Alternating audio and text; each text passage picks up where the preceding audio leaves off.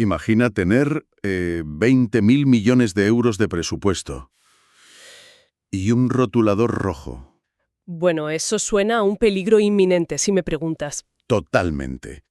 Imagina que alguien despliega un mapa topográfico enorme sobre una mesa de roble en un despacho de estos inmensos situado en la capital. Toma ese rotulador y traza una línea gruesa atravesando un valle. La típica escena de planificación antigua, ¿no? Exacto. Y dice, pues aquí irá una carretera interregional. Y aquí una zona industrial que supuestamente salvará la economía del sur. Y sobre el papel queda precioso. Es limpio, es geométrico. Claro, transmite una sensación reconfortante de control absoluto. Pero luego la realidad es otra. 10 años después, resulta que esa carretera ha fragmentado ecosistemas vitales. Ya, y la industria prometida acaba siendo un cascarón vacío porque, bueno, no hay mano de obra cualificada en la zona. Justo eso. Y la pobreza local sorprendentemente ha aumentado. O sea, ¿qué falló ahí? Pues que el despacho estaba demasiado lejos del barro. Me gusta esa expresión. Faltaba pisar el territorio. Eso es. Bienvenidos y bienvenidas a esta nueva inmersión académica, diseñada específicamente para el alumnado de doctorado en Administración Pública que nos acompaña hoy, 16 de marzo de 2026. Una fecha perfecta para hablar de políticas reales. Hoy vamos a diseccionar precisamente esto. ¿Cómo logramos que la burocracia abandone la comodidad del mapa y aterrice en el suelo que pisamos? ¿Cómo se diseñan esas políticas que cambian de verdad la vida de las regiones rezagadas y no se quedan en simples declaraciones de intenciones? Pues, a ver, el reto es colosal, porque exige desaprender literalmente casi todo lo que la administración tradicional enseñaba sobre planificación. Totalmente. Y para esta exploración a fondo de las políticas públicas y la planeación del desarrollo regional, tenemos una base documental, madre mía, formidable. Sí, hoy traemos material muy potente. Vamos a cruzar los datos del Panorama del Desarrollo Territorial de América Latina y el Caribe 2024, elaborado por la CEPAL, Que no es poca cosa. y lo vamos a mezclar con el marco teórico del estudio Políticas Públicas Integrales de la investigadora Alicia Williner, un texto de 2023. Eso es. Y bueno, para no quedarnos flotando en la teoría académica, bajaremos al terreno. Vamos a examinar la mecánica interna del Programa Nacional de Ordenamiento Territorial y Desarrollo Urbano 2021 a 2024. El de la SEDATU en México, ¿verdad? Exactamente, el de México. Un caso práctico fascinante. Vale. Antes de entrar en materia, creo que es importante hacer un inciso para quienes nos escuchan. O sea, los textos que analizamos hoy abordan cuestiones profundamente estructurales. Hablamos de redistribución de riqueza, marginación histórica, traslado de poder. Son temas complejos y a menudo políticamente sensibles. Claro. Por eso quiero aclarar que nuestro objetivo aquí no es tomar partido político sobre estas medidas. Nuestro trabajo es diseccionar objetivamente los mecanismos institucionales que proponen la CEPAL, Willerner y la SEDATU en sus documentos oficiales. Me parece una aclaración fundamental. Nos centramos en la arquitectura de la política pública. Eso es. Dicho esto, vamos a desgranar el primer concepto. Porque, a ver, antes de mover un solo euro del erario público, los textos nos exigen redefinir sobre qué lienzo estamos operando realmente. Claro, es que históricamente el Estado ha tratado el territorio como un simple contenedor físico. Como una caja vacía, ¿no? Una delimitación administrativa con sus montañas, sus ríos y poco más. Y ese es precisamente el error conceptual que Alicia Williner nos pide abandonar en la mismísima primera página de su estudio. O sea, un cambio de paradigma desde el minuto 1. Totalmente. Nos dice que las fronteras clásicas entre los conceptos de espacio, región y territorio pues son inoperantes hoy en día. Un territorio no es un polígono dibujado en un mapa. Entonces, ¿cómo debemos entenderlo? Pues debe entenderse como una construcción social. Es un sistema vivo de interacciones. Y ojo, interacciones que se han estructurado históricamente y que están atravesadas por relaciones de poder. Relaciones de poder tanto materiales como simbólicas, entiendo. Exacto. Quien posee la tierra, quien controla el agua, quien decide qué cultura es la que domina, todo eso conforma el territorio. Fíjate, si seguimos esa lógica, el territorio está en constante estado de ebullición. Sí, no para nunca. O sea, no es una foto fija que un ministerio pueda gestionar con un manual estático del año 90. Al contrario, es una red de tensiones superdinámicas. Y aquí entra la CEPAL. Su objetivo primordial para la política regional contemporánea es reducir las desigualdades estructurales que desgarran esa red. Y los datos son demoledores, ¿eh? Son escalofriantes. El informe de 2024 muestra una urgencia absoluta. Fíjate en esto. En 2020, la pobreza rural en América Latina y el Caribe alcanzó un 44,8%. Madre mía, casi la mitad de la población rural. Frente a un 30,2% en zonas urbanas. Y si miramos la tasa de pobreza de la población indígena, superó el 52%. Es una barbaridad. Pero, claro, supongo que el error que solemos cometer desde la administración es ver esto como una simple estadística de los que se quedaron atrás, por así decirlo. Exacto, como si fuera un problema aislado de ellos. Claro, pero esa brecha no es un accidente geográfico. Es una bomba de relojería sistémica, ¿no? Así es.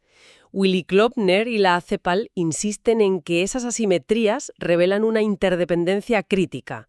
A ver, si el entorno rural se hunde en la miseria, las ciudades acabarán colapsando tarde o temprano. Claro, por el peso de la migración forzada, supongo. Por la migración, por la falta de suministros hídricos, por crisis alimentarias.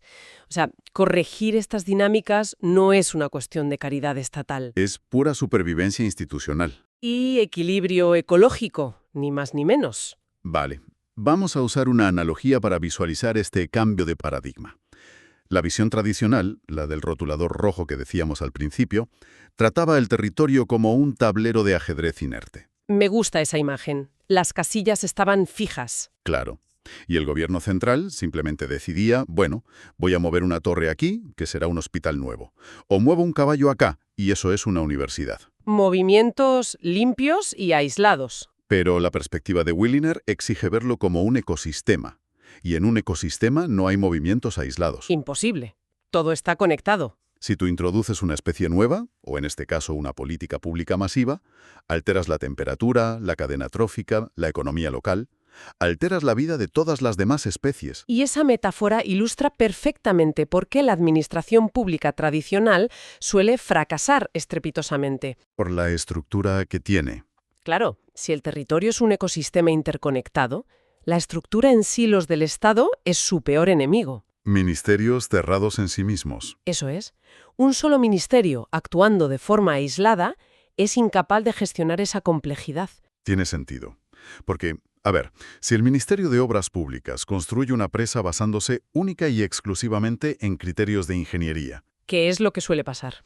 y el de Medio Ambiente no tiene una voz vinculante sobre el impacto ecológico, y asuntos sociales, pues, no intervienen en el desplazamiento de las comunidades afectadas por el agua. Pues el remedio acaba destruyendo al paciente. Exacto.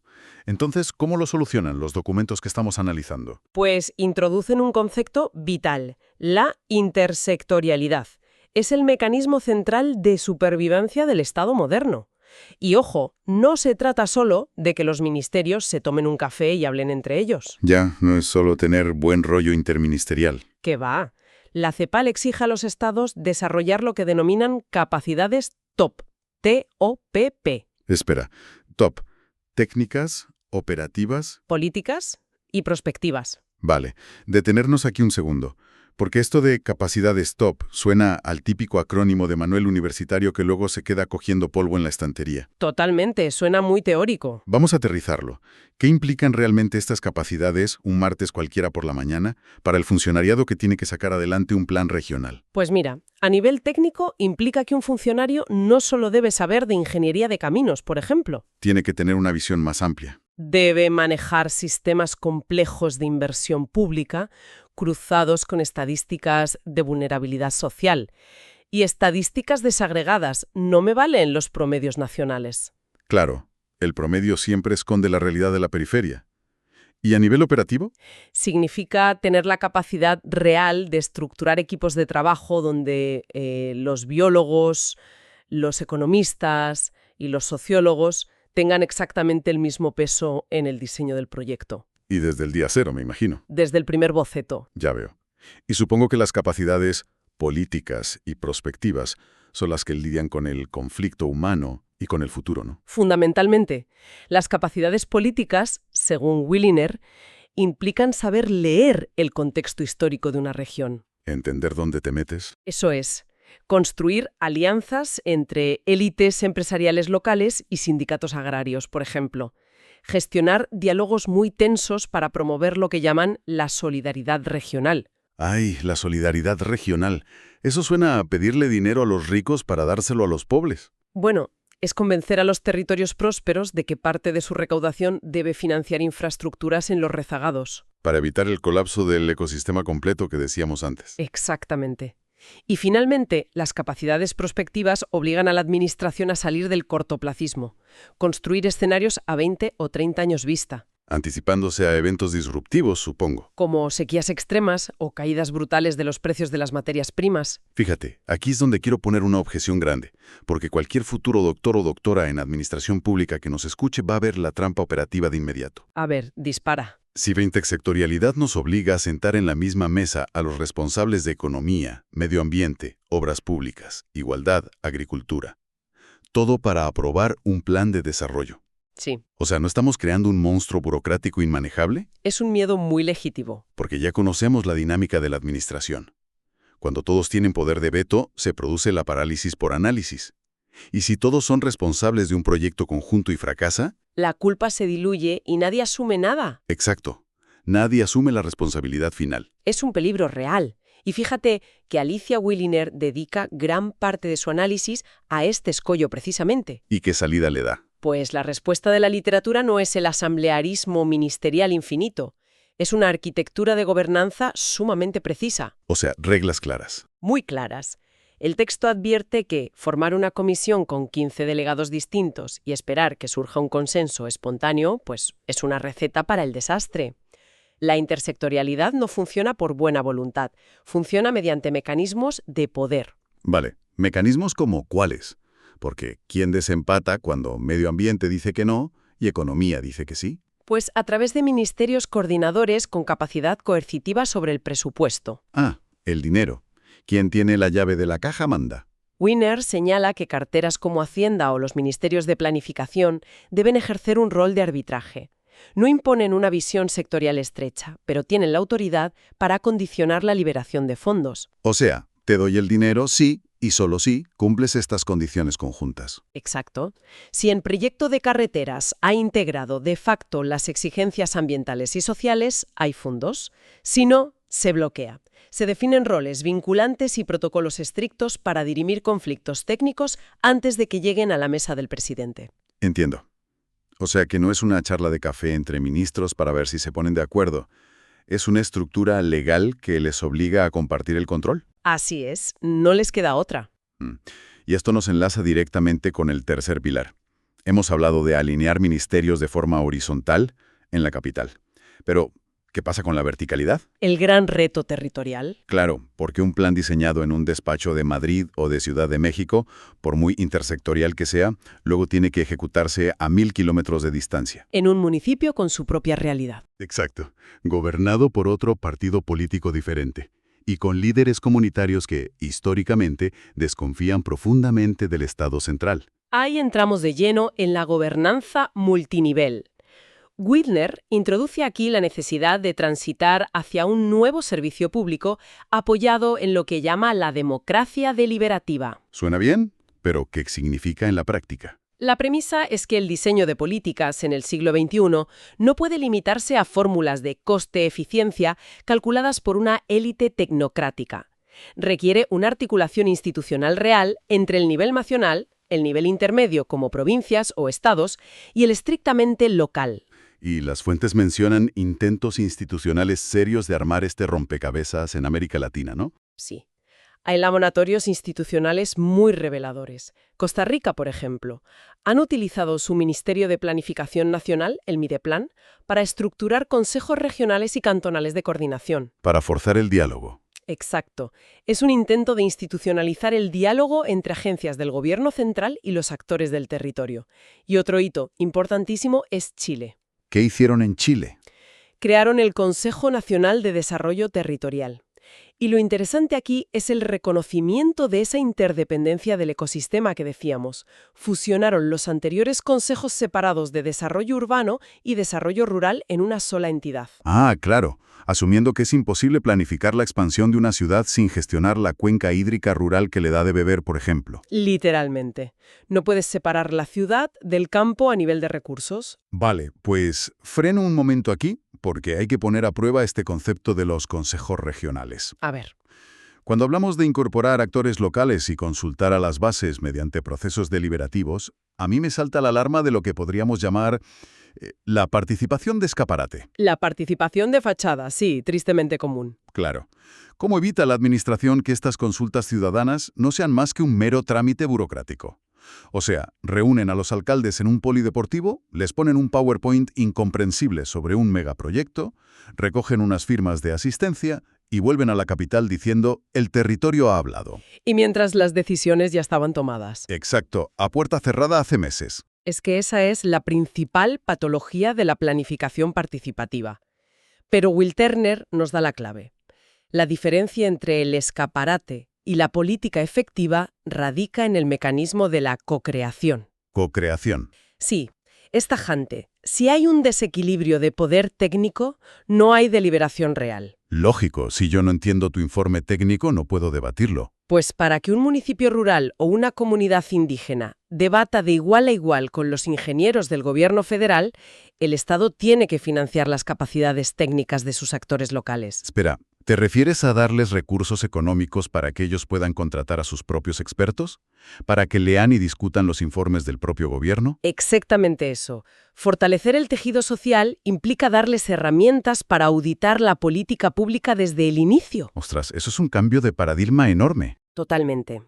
La participación multinivel genuina significa que las comunidades no votan sobre un plan que ya está redactado en la capital, participan en la definición misma del problema durante la fase de diagnóstico. O sea, definen qué problema hay que resolver primero. Eso es. Y lo más importante para la administración pública, los acuerdos que se generan en estos foros deben tener carácter vinculante sobre el presupuesto. Volvemos al dinero. Siempre. Si el Consejo Regional decide modificar el trazado de una vía por motivos culturales o ecológicos, esa decisión altera la partida presupuestaria obligatoriamente. Si no hay control sobre el dinero, la participación es pura fachada. Darles el poder de veto o de modificación presupuestaria es lo que cambia radicalmente las reglas del juego. Sin duda. Vale, pues para ver cómo toda esta teoría, o sea, intersectorialidad, ecosistemas, gobernanza multinivel, choca con la realidad a una escala colosal, las fuentes nos sitúan en un caso práctico brutal. México. Es un laboratorio de estudio fascinante, de verdad. Hablamos del Programa Nacional de Ordenamiento Territorial y Desarrollo Urbano 2021 a 2024, de la SEDATU. Porque analizar México es analizar un territorio de dimensiones continentales. Con una diversidad biológica y cultural inabarcable. Y fracturado por desigualdades que llevan siglos consolidándose. A ver, según el documento de la SEDATU, el objetivo central de este programa no es solo hacer nuevas carreteras o puentes, sino algo mucho más ambicioso. Hablan de recuperar la rectoría del Estado sobre el territorio. Esa es la frase clave, la rectoría del Estado. Diagnostican que durante décadas el desarrollo fue dictado por la inercia del mercado. Y esto creó una brecha brutal. Las regiones del centro y el norte se integraron en dinámicas de alta productividad, exportación, industria. Mientras que el sur y el sureste, pues, quedaron relegados. Exacto. Quedaron como reservas extractivas, con altísimos índices de marginación, especialmente en zonas de propiedad agraria. Pues el plan de SEDATU se propone explícitamente alterar ese patrón histórico. Y la forma en que lo hacen revela la aplicación práctica de los enfoques de la CEPAL que comentábamos. ¿Cómo lo aplican? Pues no abordan el desarrollo urbano como un fenómeno aislado. Introducen operativamente una categoría nueva, los SUR, los sistemas urbanos rurales. Vamos a diseccionar eso de los sistemas urbanos rurales. Porque si usamos una metáfora que refleje verdaderamente el mecanismo de esta política, el plan de SEDATU no es simplemente un fisioterapeuta intentando enderezar la columna vertebral del país hacia el sur. Ya. Es más bien un rediseño del sistema circulatorio entero. Fíjate, es una buena forma de verlo. Claro. Si durante décadas el capital, las infraestructuras y el agua fluyeron casi por inercia hacia los nodos metropolitanos del norte, vaciando el sur rural, pues el Estado ahora interviene las válvulas. Para redirigir el flujo. Exacto. Intenta crear circuitos cerrados donde la prosperidad de una ciudad intermedia en el sur dependa y retroalimente directamente a su periferia agrícola, en lugar de simplemente extraer sus recursos y expulsar a su población local. Es una lectura muy precisa de lo que son los sistemas urbanos rurales. La SEDATU asume que el ordenamiento de una zona metropolitana es inútil, o sea, estéril, si no se planifican los servicios ecosistémicos que la sostienen. El ecosistema otra vez. Siempre. Pero hay un elemento en el caso mexicano que añade una complejidad monumental a esto de la gobernanza multinivel. ¿Cuál? La tenencia de la tierra. A diferencia de otros países, en México, más de la mitad del territorio nacional es de propiedad social. Hablamos de ejidos y comunidades agrarias. Ah, claro. Y eso cambia por completo cómo el Estado puede implementar infraestructuras. Totalmente. No es cuestión de aplicar expropiaciones clásicas desde el ministerio y ya está. En absoluto. Sería inviable.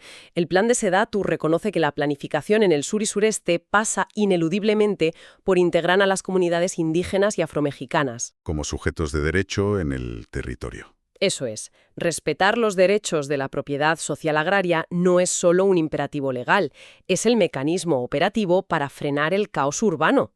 Al fomentar proyectos productivos en los ejidos, se desincentiva la venta irregular de tierras a desarrolladores inmobiliarios. Claro, que es lo que acaba devastando los ecosistemas alrededor de las ciudades. Exactamente. Y, oye, volviendo a la idea de no crear un monstruo burocrático, el documento de SEDATU muestra cómo intentan forzar esa intersectorialidad en la práctica, ¿verdad? Sí, lo tienen muy medido.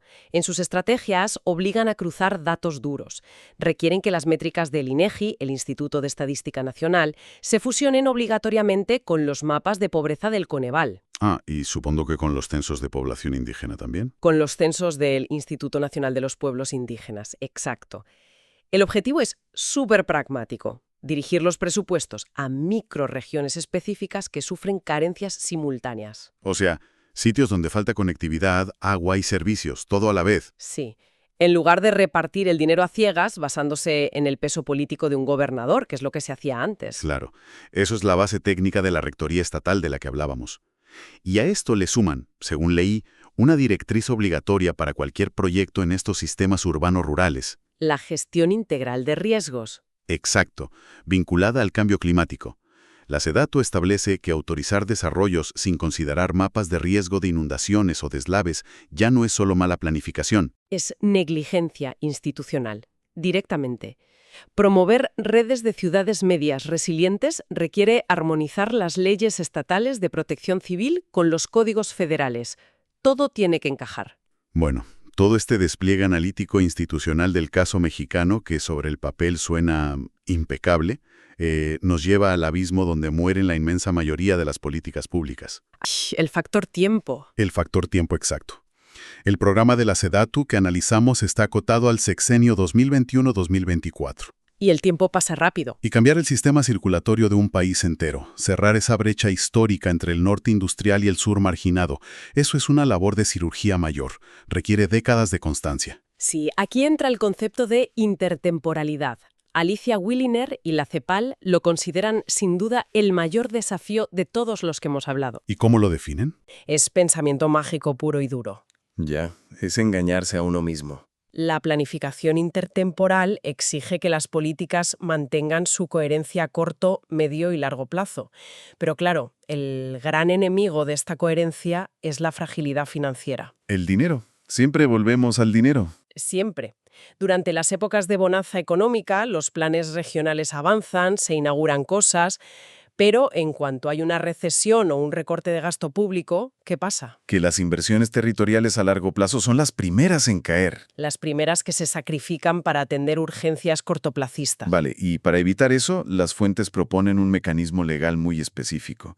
Si queremos usar una analogía para entenderlo, es como crear un fideicomiso ciego. A ver, explícame eso. Pues imagina que tienes un patrimonio familiar importante y sabes que el futuro heredero es un ludópata impulsivo.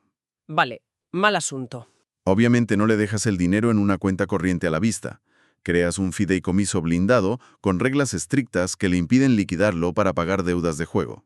Entendido. Pues en la administración pública, ese heredero impulsivo es el ciclo político corto. ¿Cómo blindamos el dinero del desarrollo regional frente a las tentaciones electorales más inmediatas? Pues la respuesta de la CEPAL es mediante la creación de fondos de financiamiento exclusivos que estén protegidos por ley y con fuentes de ingresos autónomas. Cuentas blindadas, vaya.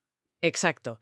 El informe ilustra la enorme dificultad de esto con el caso de Costa Rica y su Ley 10.096. Esta legislación creó el FONADER, el Fondo Nacional de Desarrollo Regional. ¿Y fue fácil aprobarlo? ¿Qué va? El proceso de aprobación en la Asamblea Legislativa estuvo plagado de retrasos y resistencias feroces. Me lo imagino. ¿Por qué tanta resistencia? Porque asignar recursos estables, sustrayéndolos del margen de maniobra discrecional del gobierno de turno, siempre genera fricción política. A ningún ministerio de Hacienda le gusta ceder el control sobre fondos a 30 años vista. Claro, les quitas poder. Y además de blindar la financiación, Wiliner insiste en blindar el seguimiento, mediante sistemas de monitoreo estadístico anclados en el territorio, muy locales. No valen medias nacionales. Para nada. Evaluar una política regional usando el crecimiento del PIB nacional es un autoengaño absurdo. El promedio nacional suele enmascarar la miseria persistente de las periferias. Y aquí llegamos al núcleo del problema. El gran dilema para nuestra audiencia de doctorado que igual en unos años está asesorando a un gabinete presidencial. El dilema del millón. Literalmente. ¿Cómo diablos convences a un liderazgo político de inmovilizar recursos masivos en un fondo regional a 20 años vista, sabiendo que su ciclo electoral termina en 4 años? Es que es contraintuitivo para ellos. El político necesita inaugurar obras ahora. Necesita mostrar resultados tangibles el mes que viene para mantener a su partido en el poder. No, la intertemporalidad choca de frente con la lógica brutal de la supervivencia electoral. Es una tensión inherente y, te diría, casi irresoluble en las democracias contemporáneas. Por eso la CEPAL enfatiza tanto la letra P de capacidades políticas en su modelo TOP. Claro, la política entra en juego. Convencer a la clase política de ceder capital a corto plazo requiere una estrategia de Estado, no de gobierno. ¿Y cómo se logra eso en la práctica? Pues el mecanismo consiste en elevar drásticamente el costo político de cancelar el plan, construyendo pactos interélites que involucren a las cámaras empresariales, a los rectores de universidades, a los sindicatos y a la sociedad civil. Ah, claro.